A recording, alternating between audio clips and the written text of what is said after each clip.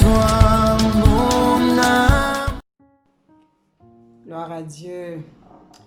Que tout ce qui respire loue l'Éternel. Bien-aimé, n'oublie jamais les bienfaits et les bontés de l'Éternel. Peu importe les circonstances, peu importe tes pleurs, tes larmes, n'oublie jamais les bontés de l'Éternel. Je suis venu rappeler à quelqu'un que Jésus-Christ est toujours sur son trône. Je suis venu dire à un bien-aimé qui traverse des moments difficiles. Certainement, le Seigneur t'a fait des promesses. Tu attends ces promesses et tu n'arrives pas à rentrer dans ces promesses. Tu n'arrives pas à posséder ces choses. Et tu commences à douter de Dieu. Tu commences à promener tes regards inquiets. Tu commences à oublier que ton Dieu que tu as accepté, il est toujours sur son trône. Le Dieu que tu as cru en lui, il n'a pas été façonné par les mains d'hommes. Il n'a pas été créé, fabriqué par des mains d'hommes. C'est le Dieu qui n'a ni commencement ni fin. La parole de Dieu déclare qu'il n'a ni commencement ni fin. C'est pour cela qu'on l'appelle le Dieu éternel. Il y a d'autres petits dieux, mais notre Dieu, il est le Dieu éternel. Toi et moi, nous sommes appelés à quitter sur cette terre. Nous sommes des voyageurs sur la terre. Peu importe le nombre d'argent que tu as, peu importe le nombre de biens que tu as sur la terre, peu importe le nombre d'enfants que tu as, le nombre des épouses ou quoi que tu es appelé un jour à quitter cette terre. Mais notre Dieu, il demeure éternellement. Il est toujours sur son trône. Bien-aimé, n'oublie jamais cela. Que tes pleurs ne t'aveuglent pas. Je sais que quand on a des soucis, quand on a des problèmes, je sais, on a tendance à oublier les bienfaits de Dieu. Parce que notre âme, elle est oublieuse. Elle oublie souvent les bienfaits de l'Éternel. Mais ce matin, je suis venu te rappeler que n'oublie jamais les bienfaits de l'Éternel. Compte les bienfaits de l'Éternel. Et tu vas te rappeler que le Dieu qui t'a délivré hier, il est encore sur son trône aujourd'hui. Fais-lui confiance. Alléluia, que Dieu vous bénisse. Aujourd'hui, nous allons parler de la confiance en Dieu. Vous avez tout compris. Nous allons parler de la confiance en Dieu. Et quand tu as confiance en Dieu, tu peux parler à ta montagne. La montagne ici symbolise les situations qui te font pleurer. La montagne ici symbolise les situations difficiles que tu n'arrives pas à vaincre, comme Jéricho à l'époque. Pour atteindre Canaan, il fallait que les enfants d'Israël traversent Jéricho. Toi aussi, pour rentrer dans ta destinée, tu as ton Jéricho qui t'empêche d'arriver à Canaan. Aujourd'hui, Dieu te dit, si tu as confiance en moi, tu peux parler à cette montagne. Tu peux parler au manque d'argent. Tu peux parler à la maladie qui t'empêche d'être en joie. Tu peux parler, je ne sais pas quelle situation tu traverses. C'est toi qui vis cette situation. Moi, je ne suis pas avec toi. Toi, tu traverses une situation difficile. Mais aujourd'hui, Dieu va te donner une clé. Et tu vas parler à la montagne de ta vie. Alléluia. Voilà, pendant que je suis en train de parler, il y a une pensée qui me monte par rapport au bien-aimé que Dieu a appelé au ministère. Dieu t'a appelé à bâtir une église. Je parle d'une église avec grand T et grand E plutôt. Parce que église avec petit E, c'est nous, le peuple de Dieu. Je te parle d'un bâtiment que Dieu t'a demandé de commencer une œuvre peut-être en tant que pasteur. Et que tu n'arrives pas, financièrement tu n'arrives pas à décoller. Au terme même des personnes qui t'entourent, tu n'arrives pas à trouver des partenaires qu'il te faut. Et tu commences à douter. Bien-aimé, je ne sais pas, mais ça me vient comme ça, je te parle poussé par l'esprit. Ne désespère pas. Le Dieu qui t'a appelé, le Dieu qui a mis en toi ce fardeau, le Dieu qui t'a appelé à cette mission, il saura comment t'introduire dans cette mission. Il va créer des circonstances qui vont faire de sorte que tu rentres dans cette mission, que tu bâtisses ce temple, que tu bâtisses cette assemblée. Fais confiance à ce Dieu qui t'a appelé à ce ministère. Ne promène pas tes regards inquiets, mais aie confiance en lui. Alors, vous avez compris, nous allons lire un texte dans Marc 11, à partir du verset 20. Mais je vais nous situer dans le contexte.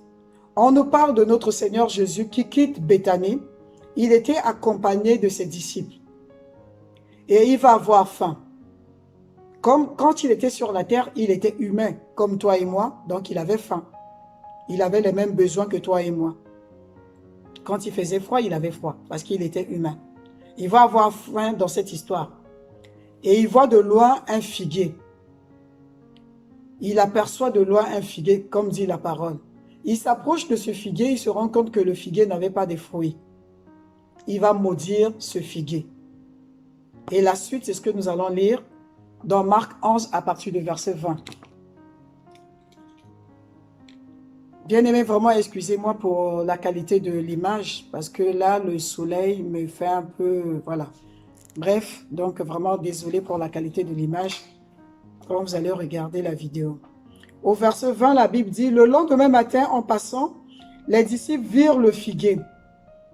Il était desséché jusqu'aux racines. Se rappelant ce qui s'était passé, Pierre dit à Jésus, « Maître, regarde, le figuier que tu as maudit est desséché. » Jésus leur dit alors, « Ayez foi en Dieu.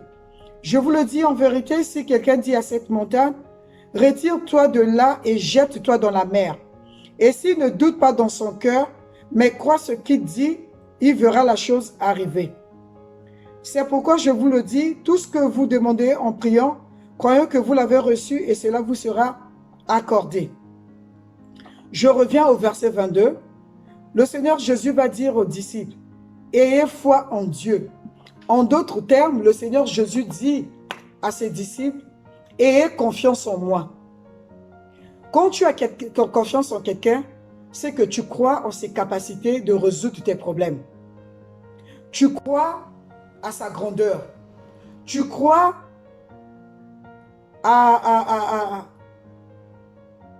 comment dirais-je, les mots me manquent. C'est-à-dire, tu crois à sa capacité de résoudre ton problème. Tu crois qu'il est fort. De la même manière, nos enfants, ils croient en nous. Tu vois un petit enfant, il pense que son papa, c'est le plus costaud de tous les papas. Il pense que son papa peut taper tous les papas du monde. C'est pour ça, quand on le provoque, je vais dire à mon papa. Et c'est ce que le Seigneur veut avec toi et moi. Que nous croyons en lui. Que tu aies confiance en lui. Et quand tu as confiance en Dieu, c'est alors que tu peux parler aux circonstances de ta vie. C'est alors que tu peux parler à la montagne de ta vie. Mais aussi longtemps que tu n'as pas confiance en Dieu, et même si tu oses parler, il n'y aura pas de résultats. Parce que tu parles au nom de qui? Qui t'a mandaté pour parler? Tu dois parler au nom de quelqu'un. Je parle au nom du Seigneur Jésus. Si tu crois le Seigneur Jésus, tu crois sa parole. Tu ne peux pas dissocier Dieu de sa parole. Tu ne peux pas dissocier le Seigneur Jésus de sa parole. Tu dois d'abord croire à la parole de Dieu. Et qu'est-ce que la parole de Dieu te dit? Que si tu as la foi comme une graine de sénévré, dans Luc 17, le verset 6, si tu as la foi comme la graine de sémoule, je prends sémoule parce que toi et moi, nous voyons la sémoule, nous connaissons. Je prends par exemple le cas du riz, pour ceux qui n'ont jamais vu la sémoule ou qui n'ont jamais, voilà. Donc, si tu as la foi comme une graine de riz, tu peux dire à cette montagne, ôte-toi de là sans douter. Et tu verras cette montagne se déplacer, aller se jeter à la mer. C'est la clé que le Seigneur te donne aujourd'hui. Peut-être tu as essayé avec des séminaires de guérison. Peut-être tu as essayé en allant de pays en pays. Peut-être tu as essayé en allant voir quelqu'un, entre guillemets, qui a ce pouvoir. Mais jusqu'à présent, tu n'as pas de solution. Aujourd'hui, le Seigneur t'interpelle. Il dit dans sa parole, dans 1 Jean 4, le verset 17, si je ne me trompe pas, tel qu'il est, tel que nous sommes, tel qu'il est en amour, tel qu'il est en autorité, toi aussi tu es comme ça. Le Seigneur Jésus, quand tu l'as accepté comme ton Seigneur et ton Sauveur personnel, il a investi en toi son esprit. Et l'Esprit de Dieu te donne la capacité de parler aux circonstances. L'Esprit de Dieu te donne la capacité de veiller, de prier.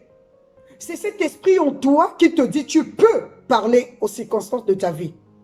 Tu n'as pas besoin que le Seigneur Jésus parle. C'est pour ça que le Seigneur Jésus a dit à ses disciples que si vous avez foi en moi, si vous croyez en moi et vous dites à cette montagne de se déplacer, vous allez voir que cette montagne va se déplacer. Bien-aimé, le Seigneur t'a investi de son autorité. Peut-être là où tu vas, ou encore depuis que tu as accepté le Seigneur, on ne t'a pas enseigné ces choses. On ne t'a pas dit ces choses. Que toi, Dieu t'a investi de son autorité. Dieu a déposé en toi le pouvoir de parler aux circonstances de ta vie. Aujourd'hui, je viens te dire, bien-aimé, tu as ce pouvoir en toi. Tu peux parler à la montagne de ta vie. Tu peux parler aux circonstances qui te font pleurer tous les jours. C'est vrai, tu vas à l'église depuis longtemps. Tu as assisté à beaucoup de séminaires. Tu as assisté à beaucoup de prédications. Mais ton problème, il est là. Ton problème est là toujours. Quand tu rentres à la maison, ta maladie te rappelle que je suis là. Quand tu rentres à la maison, la pauvreté financière te dit je suis là. Quand tu rentres à la maison, la désobéissance de tes enfants te rappelle je suis là. Quand tu rentres à la maison, le célibat te rappelle je suis là. Mais aujourd'hui, l'Éternel te donne une clé. Et dit, si tu as confiance en moi, tu peux parler aux circonstances de ta vie. Toi, tu peux parler. Je ne te dis pas que quelqu'un d'autre va parler. Toi, tu peux parler aux circonstances de ta vie. Si et seulement si tu as confiance en moi. Bien-aimé, le Seigneur va te dire, même si ta foi est si petite, si tu penses que ta foi est si petite, oui, j'accepte cette voix et cette foi. Si tu as confiance en moi et que cette confiance est encore comme ça, mais si tu ne doutes pas et que tu demeures dans cette confiance, tu peux dire à toutes les circonstances de ta vie qui sont néfastes de s'abaisser. Elles vont s'abaisser. Alléluia. Dieu n'a pas besoin que tu fasses beaucoup d'efforts. Il n'a pas besoin que tu fasses des sacrifices. Là même, la parole te demande, la parole de Dieu ne nous demande même pas de jeûner et de faire quoi que ce soit, de faire des sacrifices. La parole de Dieu te dit seulement parle. Jésus-Christ te dit parle sur la base de ce que je te dis aujourd'hui. Parle. Parle aux circonstances de ta vie. C'est le manque d'enfants qui te fait pleurer, bien-aimé. Parle à ta matrice. Parle à ton ventre. Parce que le Dieu qui t'a donné ce mari, le Dieu qui t'a donné cette femme-là, c'est le Dieu qui va te donner les enfants. Mais parle aux circonstances qui t'empêchent de posséder tes enfants-là. Bien-aimé, qu'est-ce qui te fait pleurer? Qu'est-ce qui te fait pleurer? La joie qui te manque. Parce qu'il y a telle ou telle chose. Je ne sais pas dans quelle situation tu te trouves. Mais aujourd'hui, Dieu te donne la clé, dit tu peux parler.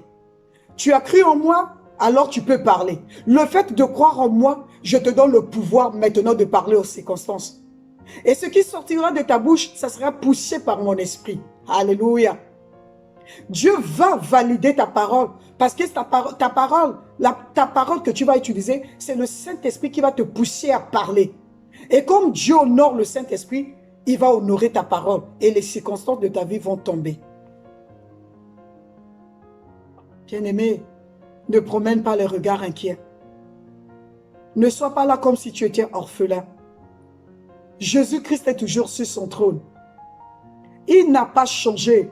Le Dieu que tu adores, il n'a pas changé. Que cette adoration ne soit pas seulement de parole, mais que cela provienne de tes entrailles, que tu crois fermement, comme les disciples. Peu importe les menaces des pharisiens, peu importe les menaces des autorités, mais ils ont cru. Ils sont restés fermes à leur croyance. Toi aussi, tu peux rester déterminé. Tu sais, le problème, c'est que tu tu abandonnes facilement. Tu abandonnes facilement. Tu commences à prier et que tu ne vois pas les résultats dans quelques jours, dans quelques années, tu abandonnes. Persévère dans tes déclarations. Persévère dans ta foi. Persévère dans ta croyance. Bien-aimé, persévère. N'abandonne pas. Si tu as prié hier, recommence encore aujourd'hui. Si tu as parlé hier, parle encore aux circonstances aujourd'hui. Jusqu'à ce que tu reçoives la paix. Si tu reçois la paix dans ton cœur, ça suppose que Dieu t'a exaucé. Et attends, tu vas posséder la chose. Ça peut se passer à l'immédiat. Ça peut se passer demain. Ça peut se passer après-demain. Mais toi, reste déterminé. Ne doute pas. Parce que le doute, c'est le contraire de la confiance. Le doute, c'est le contraire de la foi. Toi, ne doute pas. Demeure dans tes déclarations. Alléluia. Bien-aimé, c'est ce que je suis venu t'apporter. Que toi-même, tu parles aux circonstances de ta vie. Arrête de promener tes regards inquiets. Arrête de chercher des prophètes, d'aller de prophète en prophète. Oui, je crois au ministère des autres. C'est biblique. La parole de Dieu dans Éphésiens 4, au verset 11, Dieu a donné les dons à son église. Il y a des gens certainement qui ont reçu des dons de guérison. Il y a des gens qui ont reçu des dons de délivrance. Ça, c'est sûr et certain. Mais si tu n'arrives pas à tomber sur les bons et que tu vas de séminaire en séminaire que tu n'arrives pas à trouver, peut-être ceux-là, ils se sont levés d'eux-mêmes. Ils se sont autoproclamés en disant qu'ils ont ce don. Parce que si tu as réellement reçu le don de miracle, quand tu pries, il y a des miracles qui vont se opérer. Moi, aujourd'hui, je ne peux pas me lever pour dire que j'ai reçu le don de miracle. Moi, j'ai reçu le don de vous exhorter, de vous encourager, de stimuler votre foi. Et c'est ce que je fais. Et si tu côtoies ces personnes, et jusqu'aujourd'hui, tu n'as pas de résultat, peut-être, les personnes, je dis peut-être, soit c'est toi qui n'as pas la foi, soit la personne n'a pas reçu. Mais aujourd'hui, Dieu te dit que tu as Dieu t'a donné ce pouvoir. Tu peux parler aux circonstances de ta vie. Tu peux parler aux circonstances de ta vie toi-même. Commence à parler à ce manque d'enfants. Commence à parler à la maladie qui t'empêche. Commence à parler aux circonstances de ta vie. La liste est longue. Chacun de nous vit une situation qui fait la honte de ta vie. Cette situation, quand toi-même tu regardes, tu as honte de toi. Mais aujourd'hui, Dieu te dit, je te donne la clé. Tu peux parler à cette circonstance. Ne doute pas, bien-aimé. La parole de Dieu, elle est encore d'actualité aujourd'hui. Jésus-Christ est le même hier, aujourd'hui, éternellement. Il n'a pas changé. Que personne ne vienne te dire le contraire. Jésus-Christ n'a pas changé. Si Jésus-Christ avait changé, moi, je ne devais pas être là. On devait encore être là dans la fornication, dans l'adultère, dans la sorcellerie, dans l'envoûtement. Toi qui m'écoutes, il y a des choses que tu as abandonnées. Tu penses que tu as abandonné ça de toi-même? Non. C'est parce que le Seigneur Jésus vit dans ton cœur. Il te donne ce pouvoir. Et il t'a libéré de certaines choses. Mais aujourd'hui, il t'ouvre les yeux pour te dire que tu peux parler à cette circonstance. Tu peux parler à cette montagne. La montagne de ta vie qui fait la honte de ta vie. Tu peux parler aujourd'hui encore. Bien-aimé, crois la parole de Dieu. Ne trie pas la parole. Reçois comme un enfant. Et parle aux circonstances de ta vie. À toi, mon bien-aimé, qui tourne en rond jusqu'aujourd'hui. Certainement, tu m'as dit, mais oui, tu as parlé aux disciples. Tu as dit, le Seigneur Jésus a dit à ses disciples. Mais moi, je ne suis pas disciple de Dieu. Donc, ça ne me concerne pas. Mais tu peux devenir disciple de Jésus aujourd'hui. Si et seulement si tu donnes ta vie au Seigneur. Le Seigneur toque à ta porte. Tous les jours, il toque au travers des prédications, au travers des circonstances de ta vie. Et dit, mon fils, je suis là. Ouvre ton cœur, je vais dîner avec toi. Je vais rentrer dans ton cœur. Accepte-moi comme ton Seigneur et ton Sauveur personnel. Si tu ne l'as pas encore fait, bien-aimé, je t'encourage à le faire. Tu n'as rien à perdre. Tu as tout à gagner. Tu vas gagner sur la terre parce que tu vas vivre dans la paix avec lui. Et tu vas gagner au ciel parce que tu vas vivre dans la félicité. Tu vas vivre au paradis avec lui. Tu as tout à gagner. Donne ta vie à Jésus aujourd'hui. Repends-toi, abandonne le péché que tu pratiques aujourd'hui. Oui, je sais que le péché est un plaisir. Quand tu pratiques le péché, il y a la joie. Mais cette joie, elle est éphémère. Cette joie t'amène des problèmes après. Mais quand tu es dans le Seigneur, la joie du Seigneur te comble. Tu es en paix. Tu peux marcher la tête haute. Parce que ta conscience est tranquille. Alléluia. Donne ta vie au Seigneur. Et tu vas expérimenter aussi cette autorité qu'il a donnée à ses disciples. Que Dieu nous bénisse. Seigneur Dieu de gloire, je te dis merci encore pour ces paroles. Seigneur, c'est toi qui nous donnes la capacité de venir à toi. C'est toi qui nous attires. Tout n'est que grâce. Le fait de parler ce jour, c'est ta grâce. Seigneur, le fait de mettre ta parole en pratique, c'est ta grâce. C'est poussé par l'Esprit que nous pouvons faire ces choses. Alors je prie, cet Esprit de Dieu, que tu ouvres encore les yeux de mes bien-aimés afin qu'ils comprennent que tu leur as donné le pouvoir de parler à leurs circonstances, de parler à leur montagne. Ils ne vont pas seulement s'attendre à quelqu'un, mais en eux, tu as déposé ce pouvoir. Alors cet Esprit de Dieu ouvre les yeux de mes bien-aimés afin qu'ils comprennent qu'ils ont cette autorité. Seigneur, à celui qui ne te connaît pas encore, attire-le vers lui. Seigneur, que tout ce qui l'empêche de rentrer dans ta présence tombe au nom de Jésus-Christ de Nazareth.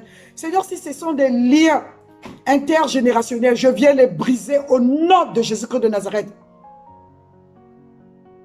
Seigneur, s'il y a un pouvoir qui demeure dans leur vie, je me lève contre ce pouvoir par l'autorité du nom de Jésus-Christ de Nazareth. Je commande aux circonstances de leur vie qui les empêchent de voir la splendeur de l'évangile, de voir la beauté de la parole de Dieu, de tomber maintenant au nom de Jésus-Christ de Nazareth. Que les yeux s'ouvrent maintenant. Que les oreilles spirituelles s'ouvrent maintenant, qui voient ce que toi tu as réservé pour eux. Seigneur, je les bénis, je bénis leur maison. Je ne cesse de bénir leurs enfants, je ne cesse de bénir tout ce que tu leur as donné. Parce que tu nous as bénis en premier. À toi l'honneur, Jésus. À toi notre respect, parce que tu le mérites. Au nom de Jésus que nous avons prié et que tout le peuple de Dieu dise Amen. Que Dieu nous bénisse abondamment. Je vous aime. Le Seigneur Jésus vous aime aussi.